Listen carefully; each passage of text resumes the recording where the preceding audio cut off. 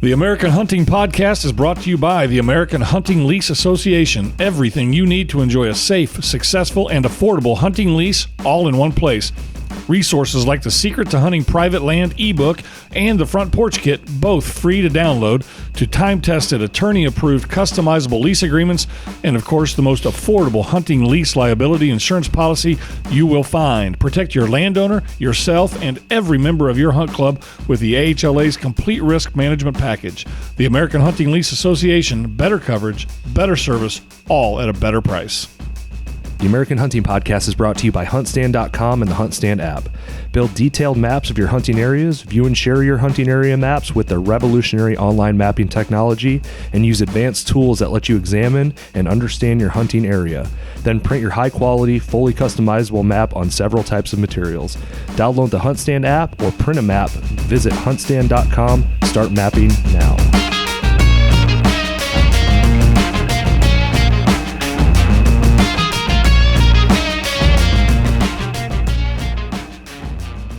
Let's talk real quick about the Hunt Stand, the ad that we just heard. Mm-hmm. We had a partner a few years ago that did a similar thing, but not nearly as good as Hunt Stand's doing it. And I want to be clear on what that is, because Hunt Stand's got a platform now where you can easily mark the boundaries on your particular hunting ground. Doesn't have to be a lease, whatever, if it's your property.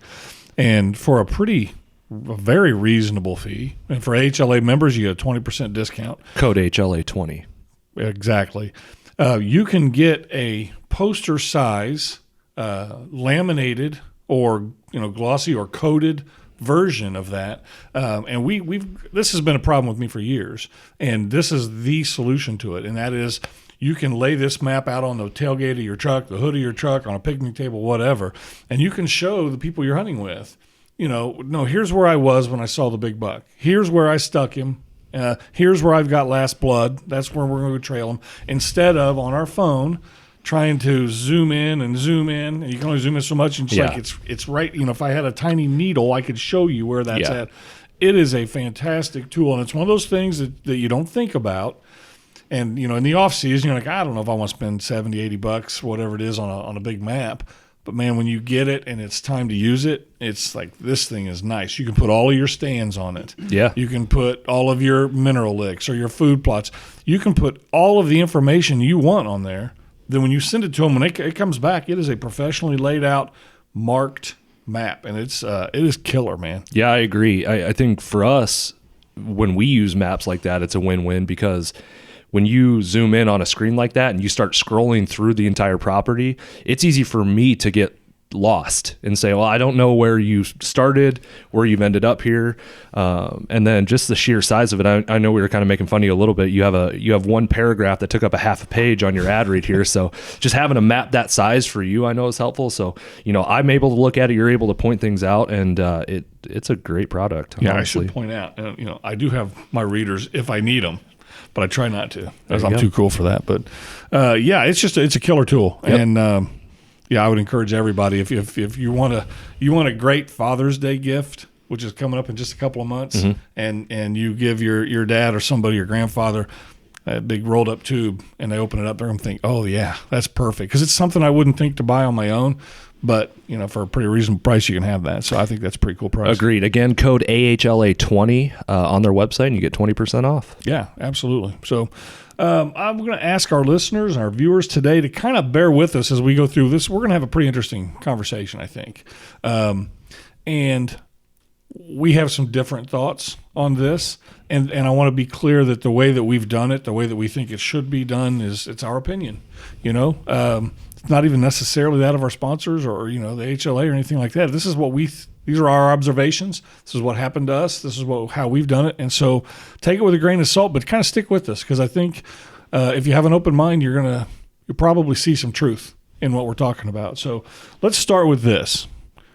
Who started you hunting? Who got you hunted at the very first time? Or what is your first real memory of being outside enjoying hunting or fishing?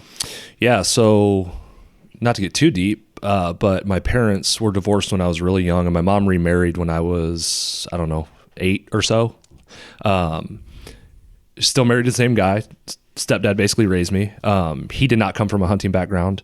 My mom's side of the family didn't really hunt much. So when I would spend time with my dad, me and my brother would go visit my dad every other weekend.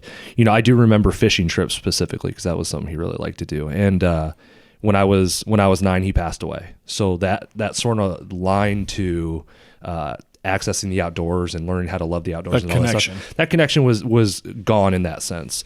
My grandfather, my dad's dad, made it a point to take me and my brother to South Dakota every summer. And we would go out there, we'd fish every lake out there. Didn't do any hunting or anything like that, but it was a couple weeks long, and we'd fish every day. And that was really the first time for me where I got to learn to love. I remember I don't remember what fish I caught, but I got a letter from like the governor of South Dakota. Nice. And I wish I could find this thing. And I was like a certified junior angler in the state of South Dakota because I caught like 5 or 6 different species of fish. So I thought that was so cool. And then when I think about it now, I'm like, that was kind of dumb, but it meant a lot to me at the time. But when I ask you your first memory, that comes up. It comes up. It wasn't dumb, dude. Yeah, it was never dumb. It wasn't, but you look at it and I made it such a big deal at the moment. Sure. But no, that was really kind of my first memory. And then as I got a little bit older, I started playing baseball and things like that. And the South Dakota trip stopped, and there wasn't much, and I grew up in the country, but I didn't hang out with people who were living that lifestyle. My friends were athletes. We were playing baseball or football or basketball or whatever it was all the time. And that's what kind of consumed our time. And then there was probably 15 years there where I didn't do anything. I was not even thinking about that lifestyle at all. Didn't really even miss it for those 15 years. You didn't miss it. I didn't miss it because I didn't fully realize what I was missing, I guess. Okay. And I did miss the trips to South Dakota. I did miss that. But it wasn't like, oh man, I just want to go. I think it was more about spending time with my grandparents and my brother and stuff, as opposed to the actual fishing and the outdoors experience. And then around my mid-20s, I started going out. They hunt pheasant every year out there, and I started going with them. And that's kind of when it started to sink in. That lifestyle kind of started to sink in more for me. So, yeah, it all kind of revolves around my dad started me out, and then my grandpa kind of at a young age instilling that in me. And it was always there somewhere. It was just kind of laying dormant, I think. And then I went through my life experiences and came back around to it. And Grandpa's still with us.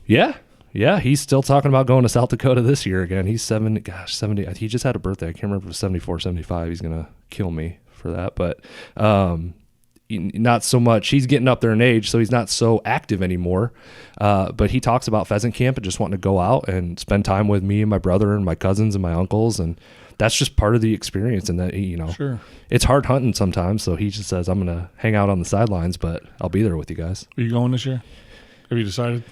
I don't know. We might be planning a trip to Florida, so okay, we'll see what happens. But I might put some pressure on you to do that. To do it. Well, let me similar story. So if you would come back full circle, taking you or exposing you to that was important to your grandfather. Yeah. Okay. We have a pretty similar story, honestly. Parents are divorced, and I can credit 2 people with my introduction into hunting and fishing. Grandpa and Grandma, they were also divorced bitterly. But every Friday, you waited every other weekend, you got to see your dad, as did I. Every other weekend, my mom would take us to my grandmother's house, in particular me, or my grandmother would pick me up at the house, and we would go fishing at Geist Reservoir here in Indianapolis. Horrible walk into the woods down at what they call Devil's Backbone, which is a beautiful house now, right on the lake. And we would fish next to there was a big dead pine tree, evergreen, in the water. It was there for years. And we would fish with cane poles right next to that thing. And we would catch yellow-bellied catfish like crazy, And then we'd, of course, have to carry them back up. And she was a great outdoors lady. She really was, and that's what she loved to do it. Later, she had a place out on a place called Raccoon Lake here, and she had a pontoon, and all the fishermen that have they've got all the gear. She had a big pontoon boat and a rod and reel that she trolled with, and she would just drive like this, and she would get a bite, and she would put it in neutral and reel in stripers. I loved that lifestyle. I loved going to her place on the weekends. And I mean, that's just what I did in particular. But then there's this long time and family dynamics kind of get into it, where we're just with our dad and we're into sports. It's me and my brother for the most part. We have a sister, but my dad and we were all into sports. I also had a grandfather who I've written, a little bit about. He at the same time would introduce me to fishing and even hunting squirrels. So that's where I got it, but then I kind of left it. If I were to think of one of my memories, the first one, it's kind of strange, but for some reason I do remember my papaw asking me if I knew how to use a rod and reel. I said, sure, absolutely. And I was 5 maybe. One time, big giant knot, And I remember him saying, you lied to papaw. You don't do that again. I mean, from there on, I'm like, whoa, okay. That's all it took That's to a bad set you straight. thing. Yeah. So, so not only do I get a little life lesson there, but, I'm starting to love fishing and hunting. Come full circle here just a couple months ago when we wrote that piece about him and he read it, it really meant something to him.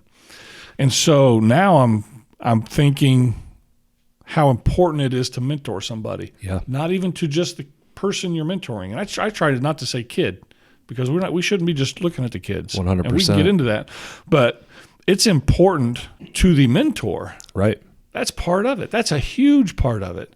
And so I would challenge anybody, yourself included, myself included, who have you mentored? Who are you introducing to the sport that wants to be introduced? Right. Frankly. That's the key. They have to want to learn on some level. They may not know where to start. They may not know what it entails, but if the interest is there and you are in a position where you can take someone out and show them what you know, as much or as little as you know, because, for example, I took a friend of mine, a guy who used to work for me actually, and then, we went our separate ways and was kept in touch, and he had a lab and he had been interested in bird hunting. So I took him out to South Dakota to pheasant camp one year and we had a blast. It was so much fun. So, do I know everything about pheasant hunting? No, I don't. Do I hunt the hardest? Do I drive the hardest? Do I always try to get my bag limit? No. If it's hard hunting, I kind of just want to, cash it in and maybe just go have a beer or something back at camp. But at the same time, I was able to expose him to, what this looks like for us. And if he goes on and he continues bird hunting or deer hunting or whatever it is, he can at least have that experience, say, I remember the first time I went and I tried my best to make sure it was as enjoyable as possible for him. So, it's not about, you don't need 50 years of experience to show someone. Just go out and do it together. Get a friend and just if you have that opportunity, you can take someone out, just do it and see how it goes. That's what introducing somebody to something is. That's what it is. I'm not here to teach you everything. I'm just here to introduce you. Maybe you like it, maybe you don't. I think where we get into a bit of a problem is, and this is where some of our listeners might, disagree, which is fine. I think in particular, we try to introduce our own kids. Okay, that's fine. I get that. I've got a new grandson, 16 months old. Grand stud is what I call him. Yep. You got to see, I was there last week, about a week ago. Kid he's 16 months, loves to be outside, to the point where we were outside in the front yard. It was cold and windy, and we're like, hey, just bad idea. Let's go inside. So we all go inside, and he's kind of last to walk in, and my daughter looks at me, and she's like, wait till you see this. And I was like, what? And she's like, as soon as he realizes we're not going out the back door, he's going to go nuts. I was like, come on. No, he won't. Oh, yeah. Kid goes right to the back door, and my daughter's like, no, buddy, we're staying in. Down on his butt he goes and just screaming. Really? Yeah. It seems like there's something in him that is just built for that. It wants that. That's not always the case with everybody. So for him, he should be someone easy to mentor, because it seems like he would want, he can get older and change his perception. But, if we've talked about the barrier to entry of the sport and deer hunt, I didn't deer hunt until I was 30 years old. Okay. I was 27. Okay. I didn't know I liked it. I thought I might, because I like pheasant hunting and I like being outdoors and I know people who deer hunt. But until I did it, there was a strong possibility I could have bought a bow and went out there and been like, dude, this is not for me. I don't want to do this. And let's be honest, it's been mixed reviews from you so far. Yeah. and we can, if you want to address that as we go. Sure. I think you need more of a challenge. That's all. I just think I think it's a little sedentary for you. Right. It's a little drive and sit and wait and going. And I think we can make it a little more difficult, which kind of dovetails into what we're talking about. Yeah. I want to talk a little bit more about taking kids hunting. Sure. It's not about you. Okay, if you're the mentor and you're listening to me now, this is not about you, and it's not your world. If you make it about you, it's going to be miserable for your child. Okay? Yep. At least part of it. Yeah. And I listen, I know these guys that have done this. They're like, well, as soon as my son or my daughter can sit quietly for 3 hours, we'll go. Why in the world would you take them for 3 hours? Okay. If you take your kids hunting and you're in a blind after 30 minutes, and yeah, you might have driven 2 hours to get there. After 30 minutes, they're going to say, Dad, can we leave? No, let's sit it out a little longer. After about 45 minutes to an hour, you need to go. You need to say, yep, we're good. We're done. Because then you're going to ask them later, what'd you think? Well, that was okay. But if you make them sit there, and especially if you take away their phone, Sours the experience. It was brutal. Yeah. They're going to go, hey, let's go hunting tomorrow. Ugh, I don't want to walk all that far and then sit there in the bugs for 3 hours. We didn't see anything. I don't want to do that. You're not going to get them to go back. You have to go on their terms, especially when you're introducing them. And the other thing I see, it's such an easy trap to fall into, and I've done it. I'm guilty here. When Casey, or my youngest daughter, Sydney, and let me tell you this story, and then this kind of has some lessons in it too. I was getting off the firehouse one morning. I had hunted in this little spot about a half hour from our house 2 days prior, and this little buck was just chasing does around like crazy. It was hilarious to watch, and I thought, man, this is a great place to bring Sydney. And so I take her, or I talk to her the next day I'm at the firehouse. I was like, hey, babe, listen, I'm going to pull up tomorrow after work. You got to be ready. And then we've got to get to this place. I've got a place cleared out on the ground. We're just going to sit there. Okay. And I said, bring some snacks. Okay. So I pull up. Day is just breaking. And I'm like, please be ready. Man, here she comes. Face painted, which makes me laugh. Yeah. Ready to go, dressed, everything. She was ready to go. And in her hands, she's carrying 2 water bottles or Pepsi bottles, I can't remember which, filled with milk. And I'm here to tell you, my heart absolutely sank. Every time I hunt, I either have an empty water bottle or an empty Pepsi bottle that I fill with milk for breakfast. I've done it for years. I had no idea she was watching that. I had no clue when I told her to get a snack that she would probably pour Pepsi out so that she could fill them with milk and then come walking out and knowing what I wanted. That to me is probably that's the second most vivid memory of this story is I had no idea you were watching. And so that's what a clue. They're watching when you don't think they're watching. Right. They're taking notes. Their things are sticking to them.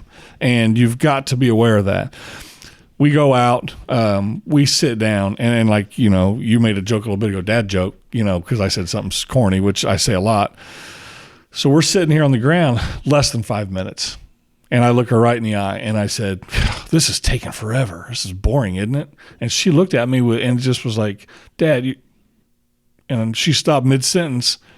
And I'm like, what? And, we're staring at each other. We're sitting on the ground, staring at each other. She's like, there's a deer right behind you. And I was like, now you're doing it. Yeah. She's like, no, I'm serious. And I was like, okay. I go, can you get a shot? She's like, I think so. I said, okay, well, spin around, get in position. And she does. I was like, did he move? She said, no. I was like, okay. So I hand her the gun. I get out of her way, and she brings the gun up. And I said, can you see it now? Can you see it in the scope? She's like, yeah. I was like, okay. And in my mind, I'm like, there's no chance this goes down. This doesn't happen. Oh, by the way, she's 15 when this happens, I think. I said, okay, well, I mean, if you're ready, then go ahead. And she gets it up. She takes in a big deep breath and blows it out. And right then I was like, oh my God, she's remembering everything I talked to her about. I mean, she's on it. And then I thought, this is going to happen. And sure enough, she pulls off the trigger. Deer goes 30 or 40 yards and piles up. And I mean, I spin around. I'm like, babe, did you shoot that deer? She was like, yeah, I think I did. Now this is where I go, typical mentor. I'm crazy happy. Okay. And rightfully so, you know, but then later, and now looking back at not only that, but other things, like, why was she happy? She's, by the way, vegan now. She's vegan now. She's a vegan now. Yeah. I drove her to veganism. But and she makes, not that anybody cares, but that's a health thing. She prefers to eat that way. But she paid attention to everything I had said. Yeah. Now she was happy, in my opinion, not because she killed a deer. She's not happy that deer just died. Right. She's happy because I'm happy. Right. She's happy for one reason, and that's that she thinks I'm proud of her for killing that deer. Yeah. You know, and but there was no pressure to do that. Right. So the reward when the goal was accomplished was that much sweeter because it wasn't like it seems like she didn't have to release any negative burden like, oh, if I don't kill a deer today, my dad's going to be disappointed, because that wasn't the case. It wasn't, but I could have made her feel that way. You could have, and it's probably very easy to feel that way. You know, I see a lot of parallels when we talk about mentorship when it comes to hunting, and you know, we've said a couple times now, and you just said it. It's not about you; it's about the person you're mentoring. And unfortunately, I coached youth baseball for years, and I see a lot of that. You know, it's about the parents. And you'll see kids that come to practice and they love it. They have a great time because the parents aren't there. And, That's a great point. And we're getting better, and we're working and we're training, and everything's good. It's a great environment. But then the game time comes. If you don't get the hits, if you make an error, the parents are there to criticize you and come down on you, because obviously they want the best for their kid. I get that.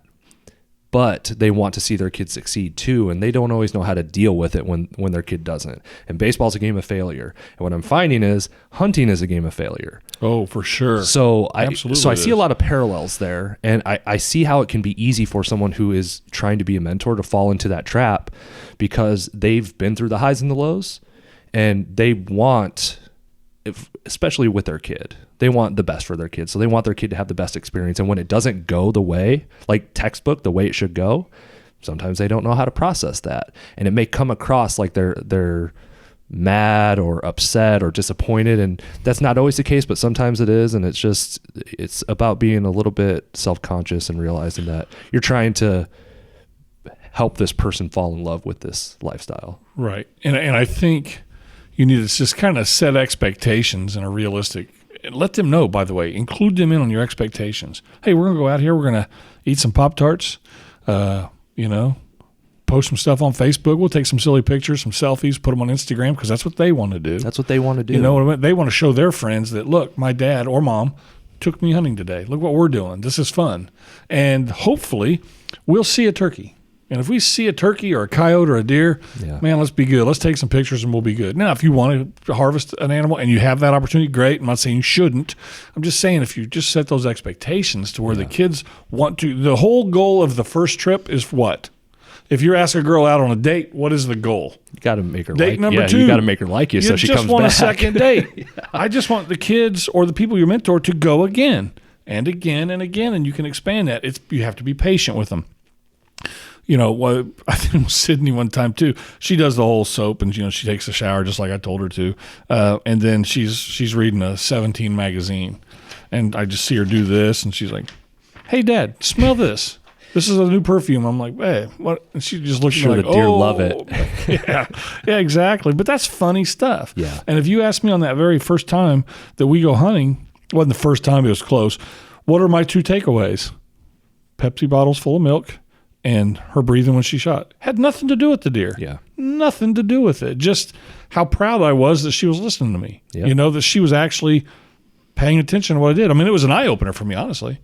So, yeah, I just think guys need, and I've seen them on TV where the 5-year-old, is taken to a blind where a deer comes by and hits them, a food plot, and they prop the gun up and they hold it for him, and then they shoot. And the dad goes nuts how proud he is. that dad's excited for one thing because he's going to tell his It's buddies. entertainment value. Exactly. He's going to tell his friends that his little boy or little girl just killed a deer. Yeah. It's that kid doesn't Yeah. get that. They're thrilled that you're thrilled. But yeah, I think we could all do a better job of introducing hunters. And that kind of segues into not necessarily our kids. You know, if Outdoor Life had an article a year ago, January of 2018, you can look it up. It's like, why are we losing hunters and how to fix it? And they said that, like, I think it was 80% of licensed hunters are white, 70% are male. That is 75-ish% of all hunters are white men. And then we have the programs like R3, retention, reintroducing. They just referenced in the Meat Eater article we were reading. Yeah, I can't remember what. That's on me. I should know that. But the R3 came where they invite kids of hunters to come to these programs, and then they're like, "Hey, we had 1,000 kids. Those kids were going to be in it anyway." Yeah. You feel good about yourself. You just spent money from federal grants or whatever, and now you feel good because you're doing your part. You're not doing your part, man. You got to reach out into the community, into urban areas where people are interested in sustainable food sources and all that kind of stuff, and then slowly say, hey, this is possible. If you'd like to see it, Yeah. I can take you. And then take adults and people. We need new people in the sport, not people who are going to be there anyway. That is some low-hanging fruit, in my opinion. Yeah. Agreed. And I think it's easier said than done, obviously. And I don't know of the best way. I don't know if social media is the best way to do it. I don't know the best way to network, to put yourself in a position to mentor someone outside of your social circle, a friend of a friend. I don't know the answer, but we got to try to figure something out, because we just did our survey and, we're still putting the data together, but there's a couple things that jump out. And to me, it seems like a majority of hunters in this country feel an obligation to carry on the tradition of hunting. Your daughters don't hunt. Nope. Okay. They experienced it. They did it. It's not that they hated it. They might do it again. They might do it I again, don't know. but they're not, looking forward to opening day every year. And that's just sometimes it's not about your, family. It's about other people who have an interest and don't have the resources. Like deer hunting for me is a perfect example. Would I have opportunities to deer hunt outside of, the connections I have in this office? Sure, probably. But the amount of effort I would have to go to like cultivate those relationships and, foster them and make sure it's like, yeah, but I'm on a lease with you. Mm-hmm. I don't have to be on that lease with you. You didn't have to ask me. Right. But you did. And you're in a position where you're mentoring a now 32-year-old guy on how to deer hunt. And I don't hunt like you. I hear everything you say, but I don't hunt exactly like you, because part of me wants to figure it out on some of it out on my own. But everything you tell me, I listen to and I try it. But I think that's part of mentorship too, is like you could just give someone the information you can give them, and what they do with it is just what they do with it. 100%, especially when you talk about adults. Yeah. And that's, we've talked about your grandfather, my grandparents, and how special it was to them to have mentored us. And so I think that as you become older, maybe you're in your 40s or your early 50s, I think you would be foolish not to find somebody to mentor, 2 or 3 people, because it's going to mean something to you later. Maybe it doesn't now. Yeah. Maybe it's, I don't want to mentor because it's my turn, my time to kill deer or anything like we've talked about. But I think you're going to miss out if you don't. Yeah. And the reason I think that is because, again, this is just my experience. 20 years ago, I wasn't looking to teach anybody. Hell, I had my hands full trying to figure it out myself. Right. But now I look back with yourself and a couple of others, and I'm really proud of the fact that if that person is asked in 20 years who taught you how to hunt, like I asked you earlier, yeah, he's going to say Sean did. Right. And he's going to tell the story. And that to me, as I get older, carries so much more weight than, just killing a deer. I've got trophies hanging in my office. Yep. whatever. They're just deer. They're, you know what I mean? They're nothing. And it's funny because if we watch outdoor TV, they always talk about the same thing. You know, it's what's important is making memories with family and friends. And it's like, they're right. That's kind of to me, it's a bit of a trite, you know. Yeah. It's easy to say that. Yeah. And it is easy to say it, but it's true. And it means something if you do it, if you can go out and actually make it happen. And it's going to mean the world to hunters. Somebody. Yeah. In general, as we go forward, you know? So I agree. I just don't know. When we did our survey, a lot of the guys that did respond, that they felt an obligation to carry on the tradition.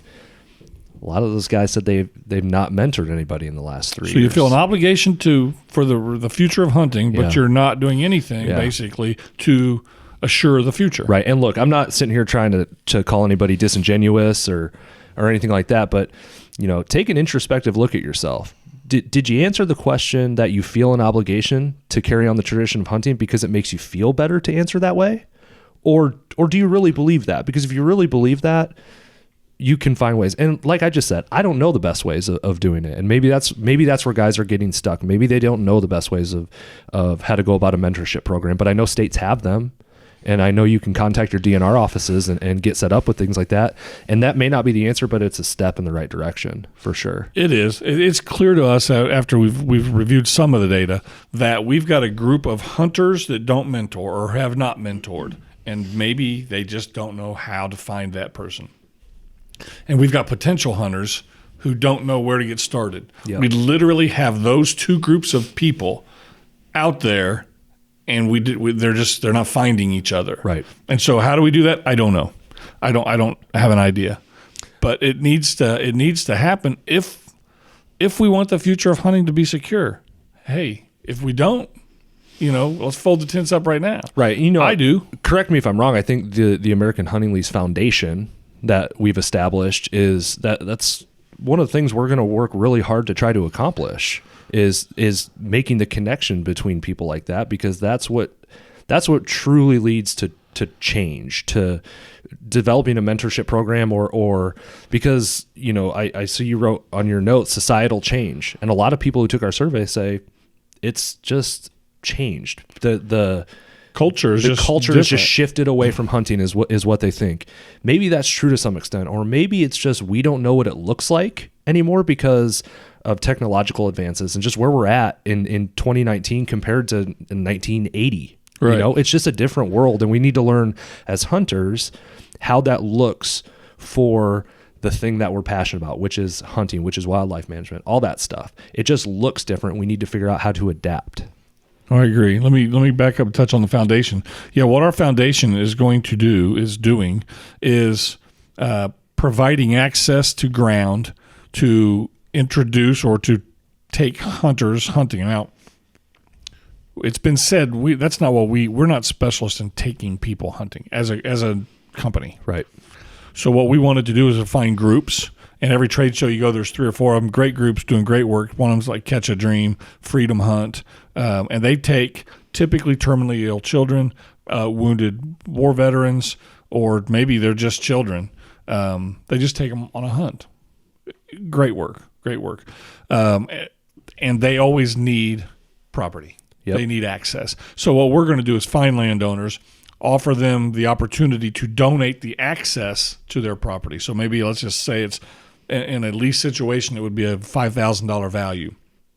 You want to donate that access to us, we will make sure that some not-for-profit organization gets access to take kids, veterans, new hunters is what I would like to focus on, only because that other segment is being served already. Yeah. And we're gonna grow the sport of hunting in that way. That's what we're attempting to do. Yeah, and WTF really tries hard to do that, and they do a great job. They do a great job. And we just, like we've said a million times before, we just want to do our part, and we feel like this is the way to do it. It's like it's like anything else. Okay, what do you bring to the party? Well, I mean, that's what we have. Yeah, we have landowner connections. Yep. And we know lots of large landowners who, $5,000 doesn't mean that much to them. Here's a donation. You get a receipt, tax deductible, receipt for your donation in kind, and then we can find somebody else to hunt on that ground. Right. So, And then, our entire business model outside of the foundation is giving hunters the tools and resources to be able to gain access to private ground. So if someone's lucky enough or fortunate enough or whatever you want to say to get an opportunity to hunt on a piece of property through the foundation, and they love it and they want to try to figure out how to do it on their own and get their own property, we have free stuff that we give away. We just, that's what we're trying to do. So, it's still in the works, and we got some things to iron out, but we'll get there eventually. And hopefully it will make at least a dent in this whole idea that the culture has shifted away from hunting. I agree. And just kind of quickly, the second half of what I wanted to talk about, and won't take up as much time as the first half, is the reason some mentors, like your grandfather's still hunting. My grandfather is still alive, 94 years old, and says he can still go squirrel hunting, and so, I really do take him up on that. Yeah. We got a part of our lease that we need to take him over to and just 100%. There's a bunch of squirrels here, bud. From the Fire Rosewoods. away, but that societal change that we talked about, again, it's not all on the mentor, but you got to be open to new ways. One of the things that I think has caused this gap between the two societies is I think with the advent of crossbows or hunting blinds. Primos has got a hunting blind that it's like a house. It's like a see-through house though. It's like you sit in it, you can see out but nothing can see in. It's pretty impressive. And all of a sudden you have to have one. You got to have one of these. Or you're not hunting. You know what I mean? You got to have this new turkey load that just is a killer load. It's awesome stuff. I feel like on some level though, it's been made too easy. It's been harvesting game now is kind of a given. You're going to go kill a deer. If you want to kill a deer, I honestly feel like we go kill a deer. We want just to kill a deer. We could. So I talked about it earlier that hunting, I'm learning, is like a game of failure. Supposed to be. Supposed to be. That being said, this year I failed in the sense that I did not kill a deer. But I could have had my 2 does and my buck easily. I just wanted to kind of test the water to see, what if a bigger buck comes along? I fell into that trap this year. I did. And that's okay. I knew I knew what the risk reward was. It was, I paid this money for this lease. I could fill my freezer with my limit of deer, or I can see what steps out next. And I waited and waited and waited, and the season passed by, and that deer never came.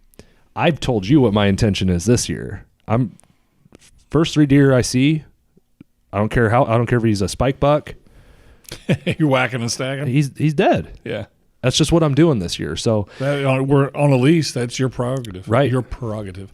Have at it. So to your point, I'd never walked out on our lease this year and thought, man, maybe I won't be able to have a shot. I had a shot every time I went out. Yeah.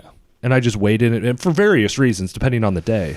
So I don't know what I'm trying to say there, what I think is, and it kind of gets to my point of how easy that is, because not just me showing you, but the tools we have now, the gear we have, the everything that we have, the cameras we have, it's easier. And I think there's some resentment from the older generation towards the new generation that you don't get it, And I told you a story earlier this morning.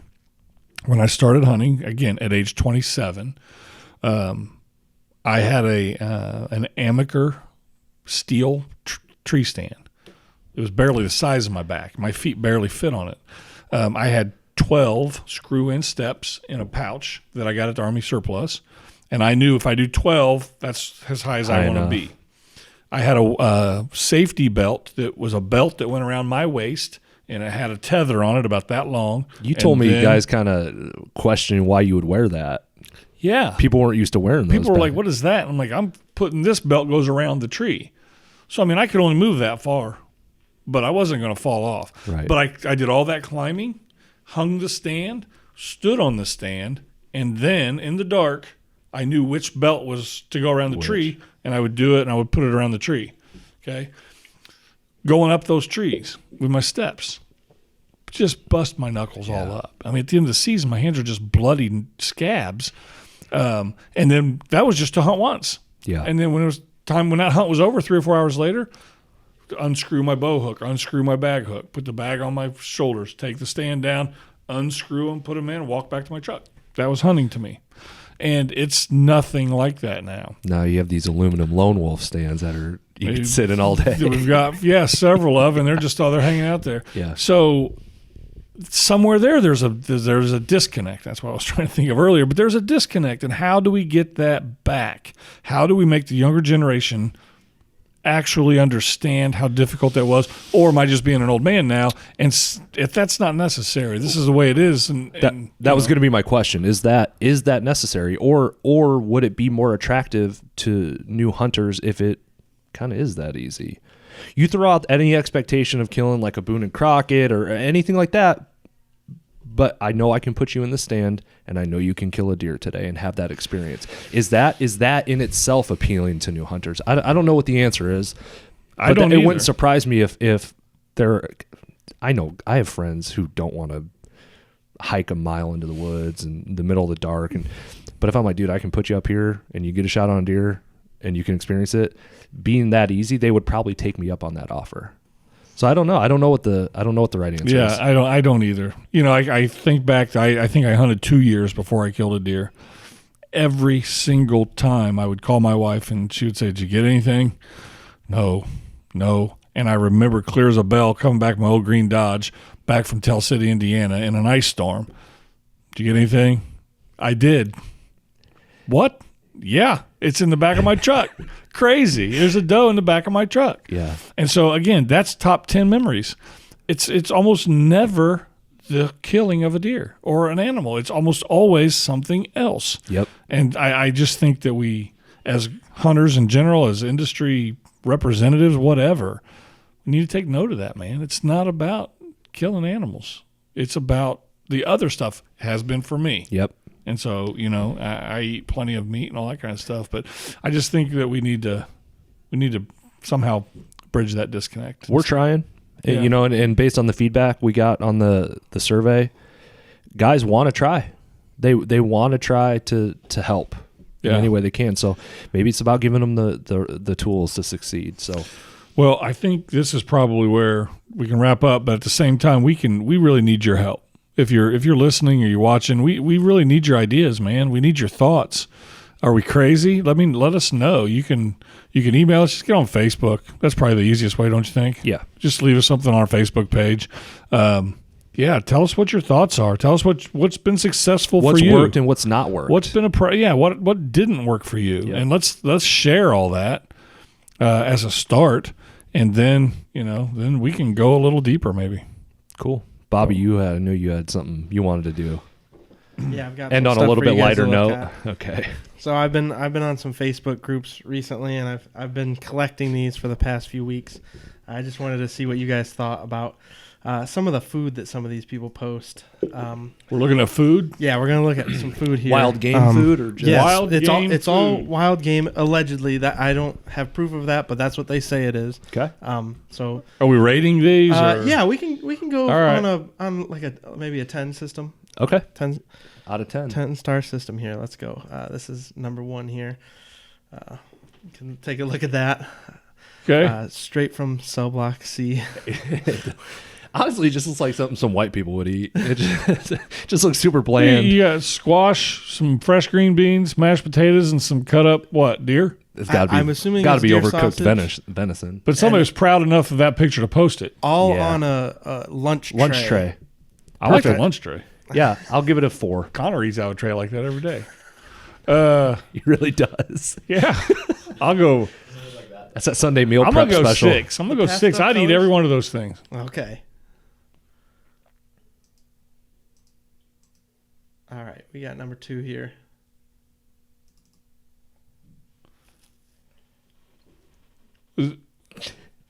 You tried. Too much lettuce. Yeah, I Way think too much salad in that. I just don't like the presentation. It looks like it has a lot of flavor. I'll give it a 6. To me, it looks like they tried to go fancy with it because they like put on a bed of lettuce and it's like nice Hey. presentation. on a paper plate. No. Yeah, on documents. Yeah. Then they couldn't even clear the table That's, off. that's just a work lunch. yeah. That's. I would eat that too, though. I'll go 6 on that. The steak looks good. I'll give it a 6. It's Boston Bib by Lowe's, by the way. Yo. How about that? About a 9. The- I'm in. You Yeah. like that? You A like hot the dog and bag potatoes? rice pilaf? I don't know what that And a is. sausage with Oh, I thought that was barbecue cheesy sauce on potatoes. it. Yeah, I'm in. Dude, honestly, if I can get a cold beer with that, I'm probably in too. I'll give it a 7. Is the plate upside down? Looks like it. Kinda Have you does seen look that? like it, Have you right? seen that optical illusion with the plates, where if you stare at them, I got to send it to you guys. I like to try that pie too. It was in the corner. Nope. No, Look that's at that. what I feed my dog. Yeah, I'm it's like out. dog food. That's Yeah. that looks like Fancy Feast or something. No thanks. Supposedly 0. it's deer. Supposedly it's venison, but Some CWD there. Yeah. I'm out on that one. how about that? What is it? You got any thoughts on It's that? bacon It looks wrapped. like I think it's backstraps wrapped in bacon. Joel, you got any thoughts on that? I do. That's crazy that you don't like that. Well, there's some white in there. I think It's there's not cream that I cheese in there, don't too. listen. It's not that I don't like it. Okay. It's just that Too easy. if you wrap stuff in bacon, you don't know how to cook. That's just it. Okay. If I love bacon, I love bacon. I'll eat it every day. I don't need to wrap any other food in it. But what would you give that? Honestly, like a 7. Okay. I'm still around 6 or 7. Okay, I'll say 7. I'm eating it. Just don't wrap it in bacon, Sure. and don't put cream cheese in the middle of it. Just Okay, now you're just being silly. give the backstrap the respect it deserves. That's all I'm saying. I don't know what I like that the is. thought. I like the thought process. Yeah, what is this? I don't know what that is. Supposedly it's venison. I'm out. Allegedly. Horrible lighting, by the way, on Hard- this photo. Hard pass. Yeah, I'm with you. That looks like I give some of these people the benefit of the doubt. yeah, that looks like turkey giblets to me. But- I don't want that. Presentation is what are bad. turkey giblets? That's the part that's in the bag that you have to pull out of the Yeah, turkey. that I feed to my dogs. I It boil goes and right in water. trash. I think my grandma also has these same plates. Have you ever cooked a turkey and forgot that stuff was in there? Yeah. Okay. Very rare, but Yeah, that's good though. I thought this looked pretty good. Yeah. No. No? No, I don't know what the hell it is. Dude, it's like shaved. Plate is horrendous. Well, I'm not eating the plate. I'm eating the I know, food but they on are it. photographs of food, so I feel like we should judge the photo itself. Okay. What is it? Probably horseradish, maybe? Yeah, it looks great. Yes. On a plate, on what is the food underneath, do you think? It looks like a, I don't know, toast or something. 9. Toast. 6, man. You're posting it on Facebook. Oh. No. Can't focus your photo? You get a 0. 0. Okay, I'll take a couple off of that. I'm going to go an 8, though. That actually, I would eat that It right does look now. good, but you, come on. Grilled onions are sensational. The plate's not moving. How hard is it to focus your picture? Yeah, and it's not. Did you edit these? No, I'm not. So why not get the whole plate I in the don't know. picture? I just saved them straight from Facebook. Okay. Yeah. Okay. That's Yeah. like a barbecue What are like lunch. meatball subs and fries? I'll do that. Yeah, all day long. Yeah. 10. That's a 10 for me. Melt the cheese is melted well. The fries are frozen, obviously. 9. Boy, I hate. You know what I hate? Dude, those are Here's not a- fries. I think though. those are Cheetos. Those are chips. Those are like No, chips are on the top. These no, are those fries are- right I here. think those are are not Cheetos. fries. No, Those are those are like fries. no. Yeah, those are some sort of fries. Hot fries are in a bag like chips though. Well, he's saying they're fries. You like deep fry. Worst thing you can do at a restaurant when you go, you order a sandwich. You're like, I'll just have some fries. Oh, we don't have fries. Why? What do you mean? Do you just not want money? Yeah. You just why? Why would you not have fries? It makes no sense. What do you think about this one? I like this. That's pretty Looks good. like breakfast. Yeah. Yeah, a little summer sausage, Little some hash fried there. egg. That's good. Yeah, I'm down with that one. That's a 9. Pretty good. Needs a piece of toast, and they need to revarnish that table. Yeah, that table needs some work, but All right, so this one I'm excited to show you guys. Just see your thoughts on this. Hopefully, it's a Big Mac. Best- if best- it is, I'm leaving. best I'm going for right last. to McDonald's. Ugh. Yeah. Any guesses to what this is? No, but I love the way they put the fork and the knife there, like as if people are being like, "Oh my god, that looks so good." What is that? That is Liver? beaver. That's beaver? Supposedly it's Tail beaver, or beaver meat? beaver meat. That's what I was. Man, I was listening to a what I was podcast told. where you can. This guy traps beavers back in the day, and the tail's all fat. It has like that tough skin on the outside. Yeah, of it. Renell's eating a beaver tail. Yeah, is that what I might want to listen to? That sounds Killer. It wasn't beaver. mentioned that it was tail, but Beaver. The guy Yeah, said I'm it was out. beaver. Would you try beaver? You wouldn't? Oh, sure, I'd try it, but I wouldn't eat that. No, I don't. I got to prepare it myself. I don't know what's on that. I'd take a lot of A1 sauce for me to eat that right there. A1 sauce. And I have plenty, so it's not a problem, but no, I'm out. Yeah. All right. All right, that's all I got for you guys. Good. That was we need fun. an intro and an outro there, Bobby. We need to have a little feature like that every week. Yeah, that was kind of fun. I hope no one took offense to any of the criticism, Yeah, but I hope they don't watch the Yeah, podcast. someone's like, hey, that's my that's, turkey giblet that's recipe. mine. Take a better picture, I guess, is what I would say. Yeah. Sounds like a contest, man. Ooh, a recipe contest? I'm in. I will. Recipe, pictures mandatory. I'll submit an entry to that, Okay, you're not eligible to win. Just That's so you fine. know. Okay. but at least I can show everyone else how it's done. All right. Let's Yeah. let these nice people go. All right. One house cleaning thing, real quick, for American Hunting Lease Association. We are no longer mailing landowner certificates. We're moving to email. Obviously, there are certain scenarios where you, as the hunter, you have to have your landowner mailed a hard copy of your certificate. We're more than willing to do that. But as a rule of thumb, we're moving away from that to make it more efficient and just give you a better, quicker level of service is all it's really Yeah, about. we're going to email them to you the very next day. Yep. So you want to forward them on in an email? You can provide us with an email. We'll email them. We'll to send them to Not them. a problem at all. Yep. So yeah, we're gonna try this for a little while. That's all I got. That's all I got, man. We'll see you next time.